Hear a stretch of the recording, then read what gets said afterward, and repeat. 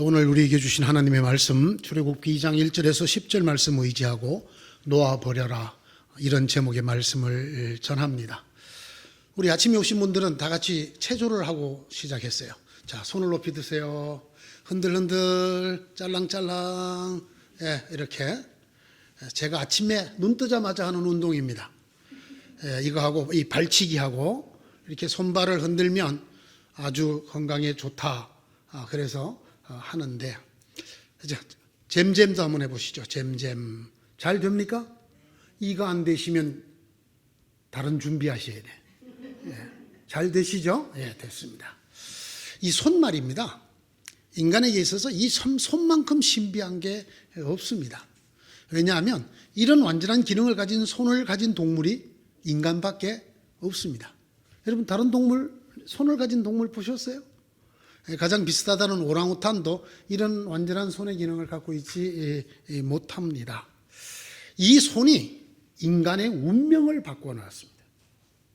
이 손 때문에 인간이 첫째, 이 동물들 중에 먹이사슬 제일 위로 올라가게 되었습니다. 동물로서 인간은 그렇게 강한 존재가 아니죠. 덩치가 우리보다 훨씬 큰 짐승들 많이 있죠. 힘도 세고 또 빠르기도 우리하고는 비교가 안 될 만큼 빠른 동물들이 많습니다. 여러분, 물속에서 얼마 정도 빠른 속도로 헤엄칠 수 있습니까? 여러분, 아예 물속에 사는 생물들도 있어요. 그죠? 물에 빠지면 우리는 10분도 못 견디고 죽습니다. 많은 짐승들에게 이 피부라고 하는 것은 굉장히 중요한 역할을 합니다. 사람도 그렇지만 모든 바깥에서부터 들어오는 균들을 막아주고 또 상처가 잘 생기지 않도록 하는데, 인간의 피부 어떻습니까? 굉장히 연약합니다. 그래서 우리는 이렇게 옷을 입고 사지 않습니까? 여러분, 악어 가죽 어떻습니까? 죽어서도 가방으로 남습니다. 사실 동물 중에 인간은 그렇게 육체적 조건이 뛰어난 동물이 아닙니다. 그런데 이 인간에게 다른 동물이 없는 딱 한 가지가 있어요. 이게 뭐냐? 손이에요. 이 손 때문에 인간은 무기를 잡습니다. 연장을 쥐고 도구를 사용합니다. 이래서 육체적으로는 그렇게 우수한 동물이 아님에도 불구하고 인간이 이 동물계의 제일 위, 피라미드의 최상층을 가지게 되었습니다. 이 손이 가져다 주는 것, 이거 말고 또 있습니다. 여러분, 오늘 우리가 말하는 문명이라는 것, 다른 동물에서 찾아볼 수 없는 것들이죠. 여러분, 다른 동물이 구루마를 발명했다가 자동차를 발명했다가 비행기를 발명했다가 이런 동물 없죠. 인간만 있습니다. 집을 짓고 길을 내고 성을 쌓고 책을 만들고 오늘날 못 만드는 게 거의 없을 정도의 이 엄청난 문명을 이룬 것, 이거 역시 이 손이 한 것입니다. 손. 다른 동물과 구별되는 이 손의 자유로운 움직임, 이것을 사용함으로 해서 인간은 다른 동물과 다른 문명이라는 것을 만들게 되었습니다. 이 손이 우리 인간들의 운명을 바꿔놓는데 세 번째 역할을 한 것이 있습니다. 이것은 이 손을 가진 짐승의 슬픈 습성입니다. 여러분, 그게 뭘까요? 자, 다시 한번 손을 펴보세요. 뒤로 얼마나 넘어갑니까? 잘 안 넘어가죠? 쥐어보세요. 잘 쥐어집니까? 그렇습니다. 이 손은 쥐도록 만들어 놨습니다. 그래서 인간은 이 손 때문에 뭐든지 쥐려는 습성을 가지게 되었습니다. 그리고 그것이 인간의 운명을 바꿔놓게 되어졌습니다. 인간이 얼마나 쥐려고 하는 동물인가. 아기가 태어날 때 요러고 태어나네, 보셨어요? 손이 다 어떻게 되어 있습니까? 요러고 태어납니다. 요러고 태어납니다. 요러고 태어난 인간은 일생 동안 쥐입니다.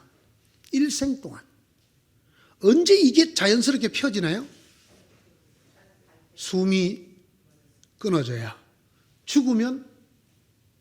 그런데 더러는 죽어서도 이걸 꽉 쥐고 죽은 사람들이 있습니다.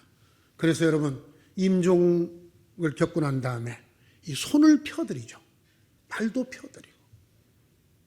이게 그만 인간의 습성이 되고 인간의 운명이 되어졌습니다. 아기들은 죽지 않고 살려고 잡습니다. 그래서 아기들은 잡은 걸 전부 어디로 가져가던가요? 천부 이리 가져갑니다. 천부. 잡아서 가져갈 게 없으면 지 손가락이라도 빱니다. 아기는 살기 위해서 잡습니다. 그러나 사람이 자기 혼자 무언가를 할 수 있게 되면서부터는 더 가지기 위해서 잡습니다. 잡은 것을 죄다 쟁여둡니다. 쌓아둡니다. 더 많이 가지려고, 지금 당장 내가 먹을 것이 아니라도 그것을 쌓아두고 쟁여두려고 잡습니다. 배가 고프지 않은데도 불구하고 사냥하라는 짐승은 인간밖에 없습니다. 낚시도 하고요, 수렵도 하고. 잡든 습성이 이렇게 됩니다. 노인들은 어떨까요? 연세가 드시고 힘이 빠지면 이 잡는 게 좀 약해지거나 덜 잡을까요? 아니면 똑같이 잡을까요? 더 잡을까요? 더 잡습니다. 더 잡고 더 꽉 잡습니다. 왜 그런지 아십니까? 불안해서 그렇습니다. 자기 스스로 힘이 빠지는 걸 아니기 때문에 놓칠까봐, 이게 사라질까봐, 없어질까봐 기회가 되는 대로 잡으면 놓지 않습니다. 나이가 들수록 죽기 전까지 이걸 못 놓습니다. 그게 인간입니다. 이 인간의 잡는 습성은 인간의 의식, 생각까지 지배하게 됩니다. 모든 인간들이 강박관념을 하나 갖고 있는데 그게 뭐냐면 내가 뭔가를 쥐어야 산다. 내가 뭔가를 붙들어야 산다. 내가 가진 것이 없고 다 내놓으면 죽는다라는 이런 강박관념을 가지고 삽니다. 이 습성 말입니다. 인간에게 주어진 손 때문에 생긴 이 습성이 인간의 운명이 되고 인간의 의식을 바꿔놓는 이런 참 인간만이 겪는 이런 운명이 되어졌습니다. 인간이 뭔가를 이렇게 잡으려고 하는 힘이 어느 정도 센가? 아기들이 위험한 걸 잡았습니다. 얼른 가서 엄마가 그걸 뺏으려고 당기면 이게 빠져나오는 게 아니고 애가 쫄쫄쫄쫄 딸려옵니다. 예? 심지어는 아기를 넣어놓은 아기 침대가 딸려옵니다. 그만큼 본능적으로 꽉 쥡니다. 인간이 쥐는 이 뭔가를 움켜쥐는 힘은 생존 본능만큼이나 강합니다. 연세가 들면 그 잡는 힘이 좀 약하려니 그렇지 않습니다. 앞서 말씀드린 것처럼 오히려 불안해지기 때문에 더 꽉 쥐고 힘차게 쥡니다.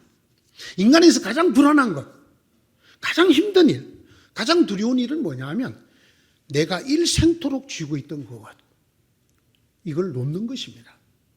그걸 놓으면 죽는다고 생각을 합니다. 귀하게 여기는 것일수록 꽉 붙들고 놓지 않습니다.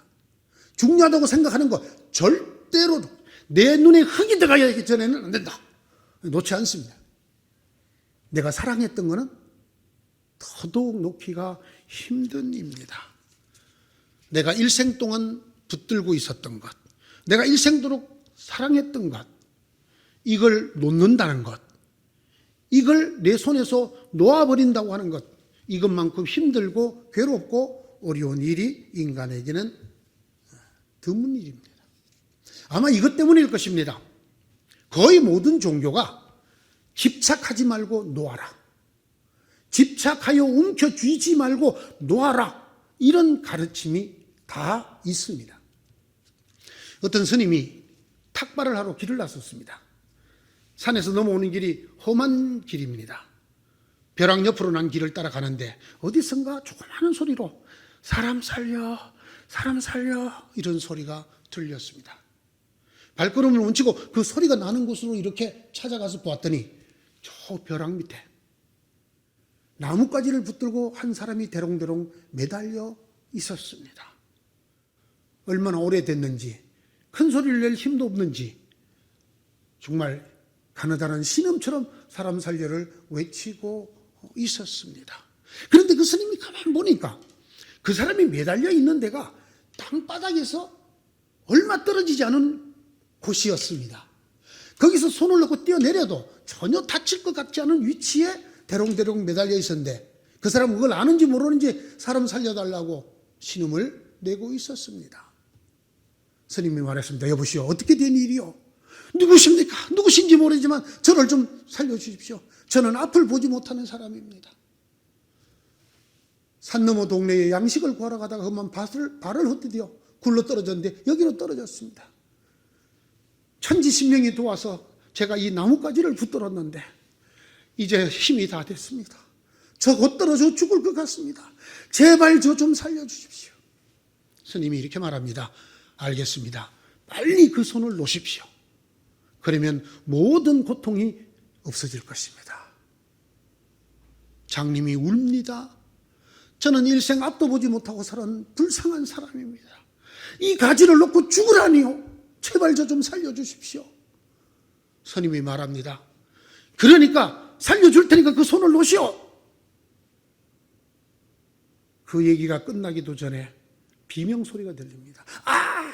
하고 그만 그 장님이 손을 놓친 것이었습니다. 그런데 그 악소리가 너무 짧았어요. 왜? 놓자마자 쿵 하고 땅바닥에 떨어진 거예요. 죽은 줄 알았던 장님이 다친 데도 없이 엉덩방아를 찍고 난 다음에 더듬더듬 만져봅니다. 땅바닥인데? 이렇게 가까웠나? 그때서야 왜 스님이 자기 보고 손을 놓으라 그랬는지를 알게 되고 민망해졌습니다. 더듬더듬 그 자리를 떠나게 되었다고 합니다. 여러분, 이보다 더 기막힌 이야기가 있습니다. 목사님 한 분이 혼자 산에 갔습니다. 산을 오르는데 날씨가 점점 험해졌습니다. 서둘러 산행을 끝내려고 하다 그만 발을 헛디뎌서 굴러서 벼랑으로 떨어졌습니다. 하나님이 보아사 벼랑 중간에 있는 나뭇가지를 붙들게 되었습니다. 정신없이 소리를 질렀습니다. 사람 살려, 사람 살려, 사람 살려주세요. 그런데 갑자기 어디서 목소리가 들립니다. 오냐 내 아들아, 내가 여기 있다 염려하지 말아라. 깜짝 놀랐습니다. 누구십니까? 위에 누가 계십니까?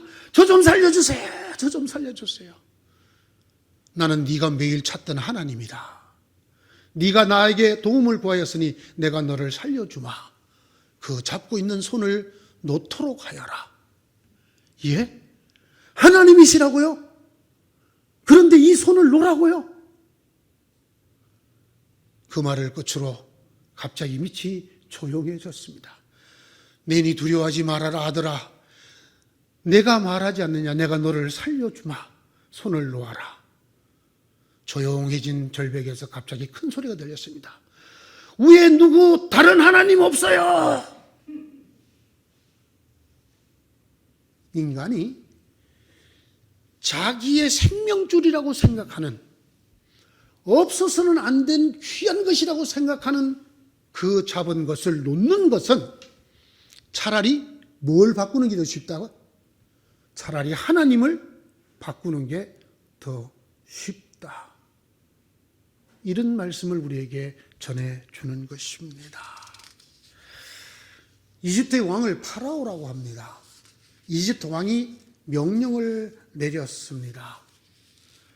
히브리 노예들이 너무 자식을 많이 낳고 번성해지니 우리의 위협이 되겠다. 아들을 낳거들랑 전부 강에 던져 죽여라. 그리고 딸을 낳으면 살려두도록 하여라. 이렇게 명을 내렸습니다. 레위 지파의 한 남자가 같은 지파의 여자와 결혼을 해서 아이를 낳았습니다. 낳고 보니 아들이었습니다. 파라오의 명령대로 이 아이를 죽여야 하지만 그 아들이 너무 잘생겼습니다. 죽을 각오를 하고 그 아이를 숨겨서 석 달이나 키웠습니다. 아이가 커지고 울음소리가 커지면서 더 이상 숨겨 키울 수가 없게 되었습니다. 머리를 맞댄 두 내외 갈대로 상자를 만듭니다. 그리고 그 상자에 역청과 송진을 발라서 물이 스며들지 못하게 만들고 그 속에 그 석 달 된 아들을 집어넣습니다. 그렇게 뚜껑을 닫고 그 아들을 나일강으로 데려갑니다. 나일강가 갈대 숲 속에 그 상자를 내버리고 옵니다. 차마 떨어지지 않는 발걸음이었는지 그 아이보다 먼저 태어난 딸아이가 멀리서 그것을 지켜보도록 하였습니다. 왜냐하면 나일강이기 때문입니다. 나일강은 전 세계에서 가장 긴 강입니다. 수시로 큰 물이 일어서 범람하는, 사람들이 죽어나가는 그런 엄청난 강이었습니다. 게다가 그 나일강에는 이름조차 나일악어라고 부르는 아주 사나운 악어들이 우글거리고 있는 곳입니다. 전 세계에 있는 야생동물 중에 사람을 가장 많이 죽이는 동물이 이 나일악어라고 합니다. 덩치가 어마무시하시게 큽니다. 거기다가 수도 굉장히 많습니다. 그리고 아주 사나운 동물입니다. 이 나일악어가 살고 물이 범람하는 큰 강물, 나일강 옆에 있는 그 하찮은 갈대숲에 이 아이를 갈대상자에 넣어 버리고 돌아왔습니다. 읽을 때마다 참 이 성경을 읽을 때마다 가슴이 정말 먹먹해집니다. 얼마나 힘들었을까? 그 발걸음이 어떻게 떨어졌을까? 물론 그냥 두면 죽을 수밖에 없기 때문에, 아이도 죽고 자기들도 죽고 다 죽을 수밖에 없었기 때문에 차라리 물에 띄우면 누가 주워가거나 어딘가로 흘러가서 살지도 않을까. 아마 그런 생각을 몇 날이고 했을 것입니다. 이대로 두면 살릴 길이 없다. 차라리 강가 갈대숲이라도 두면 누군가가 주워가겠지. 노예의 아들인지 아닌지 모르는 누군가가 주워가서 키울지도 몰라. 물결 따라 여기저기 물에 가라앉지 않고 떠내려가다가 보면 어딘가에 가 닿고 그곳에서 누군가가 주워 이 어린 생명을 키워줄지도 모르지 않을까. 생각해서 그랬을 것입니다. 그래도 보십시오. 그렇게 생각하고 아이를 내버리는 그 에미가 준비한 것은 갈대 상자 하나뿐입니다. 그 갈대 상자에 역청을 바르고 송진을 발랐지만 파도 한 번 치면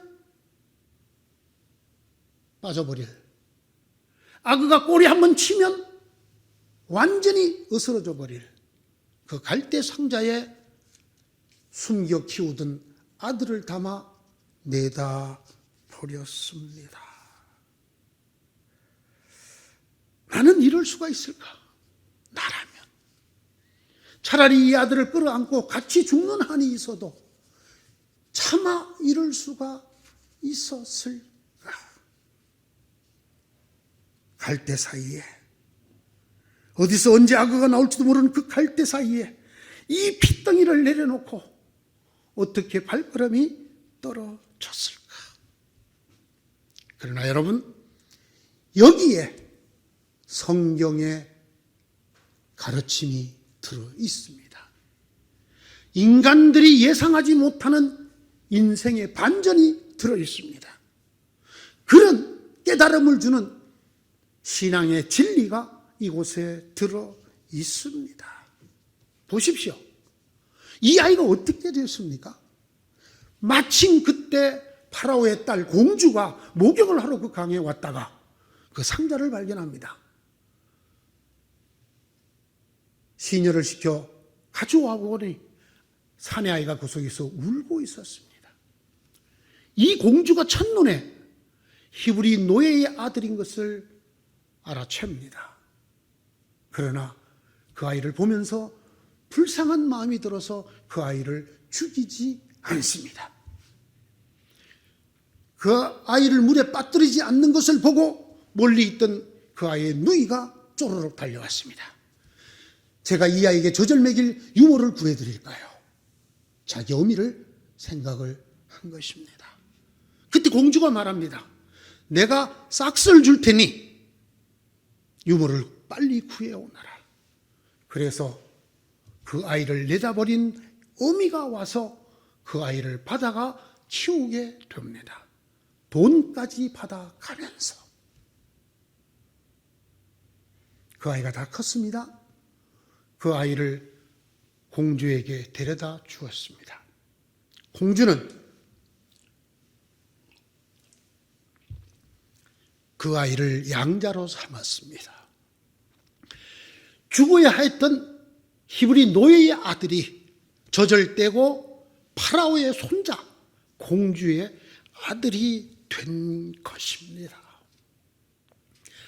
어떻게 이렇게 될 수 있었을까요? 누가 이걸 할 수 있었을까요? 그 에비가 죽을 각오를 하고 그 아이를 계속 부둥켜 안고 있었더라면 과연 이 셋 중에 한 가지인들 이루어졌을까요? 히브리 노예의 아들이었지만 죽음을 당하지 않았습니다.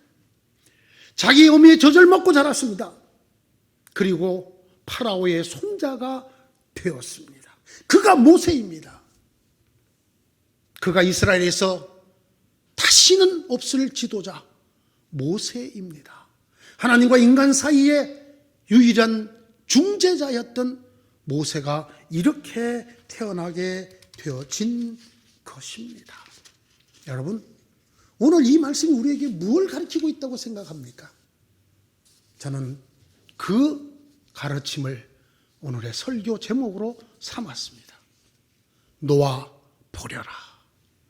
놓을 수 없을 때에 놓아 버려라. 절벽을 떨어지던 사람이 겨우겨우 붙든 그 나무까지 같은 그것을 망정 하나님이 놓으라 하시면 놓아 버려라. 그래야 그 절벽에 하나님의 손이 나온다. 그래야 하나님이 그 아이를 받아서 파라오의 손자를 만드실 수가 있다. 네 손이 움켜잡고 있는 한 조만간 들켜 너도 죽고 그 아이도 죽을 수밖에 없지만은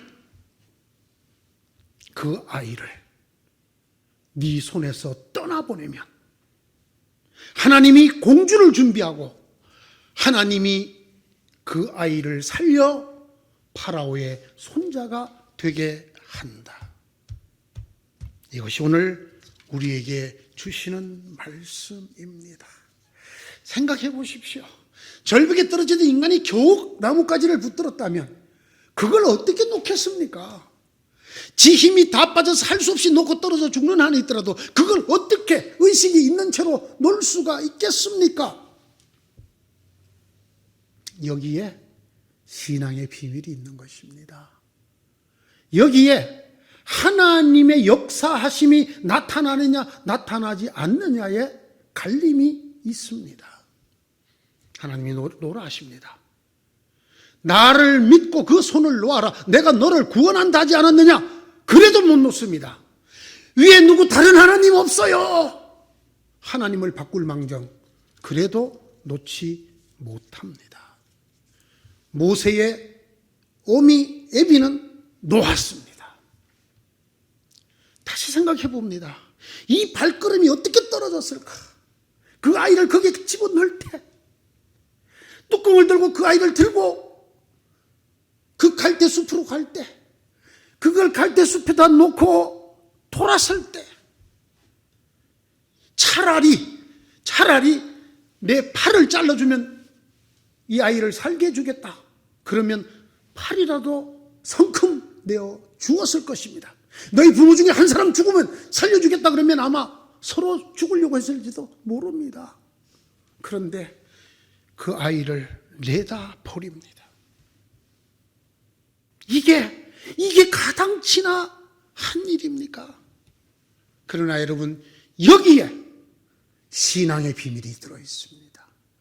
그가 그 아들, 너무나 잘생겨서 석 달 동안 파라오의 명령을 어기고 숨겨 키웠던 그 아들을 내버릴 때,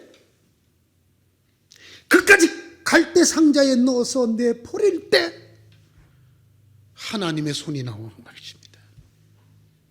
하나님이 역사하시는 것입니다. 여러분, 이 노예의 아들을 누가 파라오의 손자로 만들 수 있겠습니까? 그 당장 죽임을 당해야 될 그 사내 아이가, 노예의 사내 아이가 어떻게 저 왕궁에서 왕자로 자랄 수가 있겠습니까? 누가 그렇게 할 수 있었습니까? 누가?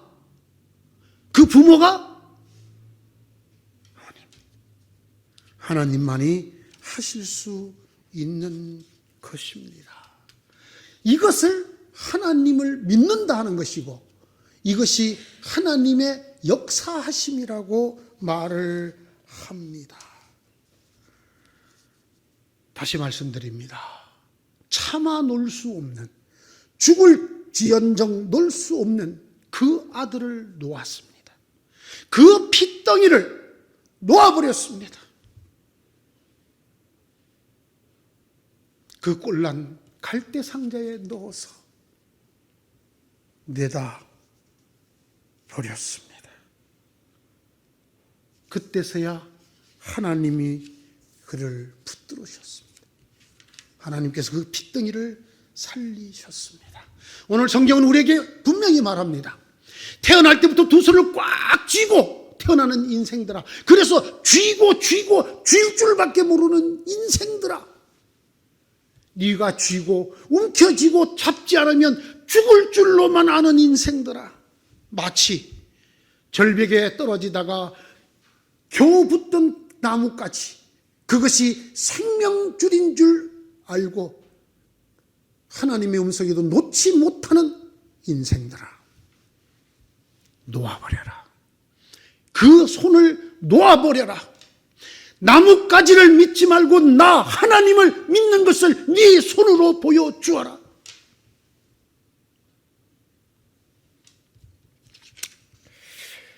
제가 앞에서 말씀드렸죠. 연세가 드시고 기력이 떨어지면 잡는 힘이 줄어든다고 그랬어요?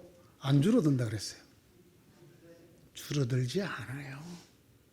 줄어들지 않아요. 연세가 들수록 걱정이 더 많아. 내가 이대로 죽으면 저 자식은 어떻게 하나? 저 영감은 어떻게 하나? 내가 이대로 죽으면 안 되는데. 아등바등 마지막 죽는 순간까지 내가 꼭 죽는 줄 알았네, 이러면서 끝까지 움켜쥐고 있는 것이 인생입니다. 주님 우리에게 한 가지 묻는 게 있습니다. 인간에게 있어서 최고의 절벽이 무엇이냐? 절벽 중에 절벽이 무엇이냐? 죽음 아니냐? 그렇죠. 그 죽음에서 누가 너희를 구해 주느냐? 그 절벽에 태어나면 나뭇가지가 있느냐? 나 하나님이 너희를 살려주느냐? 우리는 흔히 신앙 고백을 이렇게 잘 합니다. 죽음에서 구해주신 하나님, 영생 주신 하나님. 그 말이 무슨 말입니까? 인간이 자기 힘으로는 살아날 수 없는 절벽, 누구나 떨어져 죽어야 되는 그 죽음이라는 절벽에서 누가 나를 구해준다고요? 하나님이 나를 구해준다. 그것을 믿습니다. 그럼에도 불구하고 그보다 못한 일에도 하나님이 손을 놓으라 하면 놓지 못합니다. 죽음에서 나를 구해주실 리가 하나님이라고 믿으면서도 지금 이 기막힌 상황, 이 엄청난 고통, 이 힘든 것을 내가 놓아버리면 어떻게 할까? 놓지 못합니다. 이것이 손을 가진 인간의 비극입니다. 하나님 오늘 우리에게 말하는 것입니다. 움켜쥘 줄밖에 모르는 인간아, 움켜쥐어야만, 네가 네 손으로 움켜쥐어야만 살 수 있다고 생각하는 인간아, 그러면서 나 하나님을 믿는다고 말하는 인간아, 너희를 살려주는 것이 절벽에 뛰어나온 나뭇가지냐? 나 하나님이냐?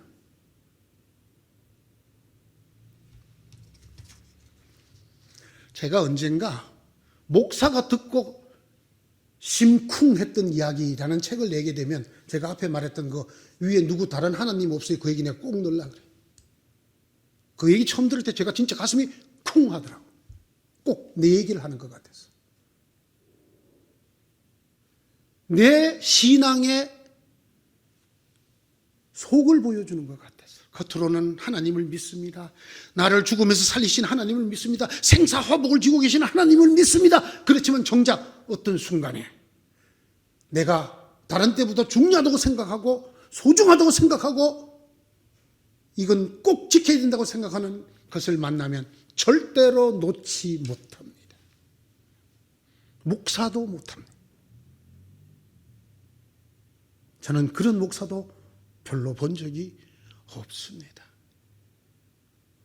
하나님이 불러서 담임으로 맡겨진 그 교회의 담임 목사직 하나 손에서 절대로 못 놓습니다.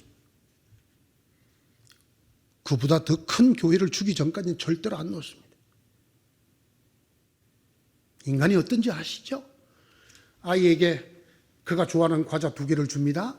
조금 있다가 하나만 놔줄래? 주든가요, 안 주든가요? 그게 원래 지 거였어요, 아니었어요? 내가 1개만 줘도 그만이죠. 근데 일부러 2개를 줬어요? 1개만 다시 줘놔. 싫어. 아니야. 이게 인간이에요. 지 것 아닌데도. 지가 애써서 가진 게 아닌데, 하나님이 주셨는데도. 하나님이 다시 놓으라 그러면 절대로 못 놔. 꽉 붙들고. 죽은 다음에도 이걸 안 펴. 모세의 애비가 되어라. 모세의 애미가 되어라. 나일 강가에 아들을 담은 그 꼴난 갈대 상자 하나 놓아두고 돌아가던 애비가 되어라. 인생의 벼랑에서 겨우 잡은 나뭇가지보다 더 피가 토하도록 놓기 힘들었던 그 핏덩이를 놓고 돌아서던 모세의 애미가 되어라. 그리하면 나 하나님의 손이 너를 붙들어 주리라. 히브리 노예의 아들 같은 인생을 내가 내 손으로 공주의 아들 파라오의 손자를 만들어 주리라. 베드로전서 5장 7절의 말씀 들려드리고 설교를 마치겠습니다. 여러분은 걱정을 모두 하나님께 맡기십시오. 하나님께서는 여러분을 돌보고 계십니다. 기도합시다.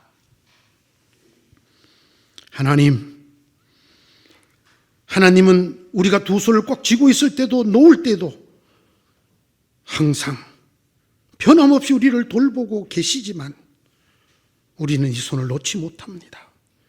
하나님이 놓으라고 말씀하시는 그때조차도 놓지 못합니다. 차라리 하나님을 바꿀지언정 하나님, 이 모세의 애비의 믿음을 주시옵소서. 이 모세의 애미의 믿음을 주시옵소서. 그래서 우리의 인생이 히브리 노예의 아들이었던 모세에서 파라오의 손자, 이집트 공주의 아들 왕자가 되는 주님의 길을 우리에게 허락하여 주시옵소서. 이 믿음을 주시옵소서. 예수님 이름으로 기도드리옵나이다. 아멘.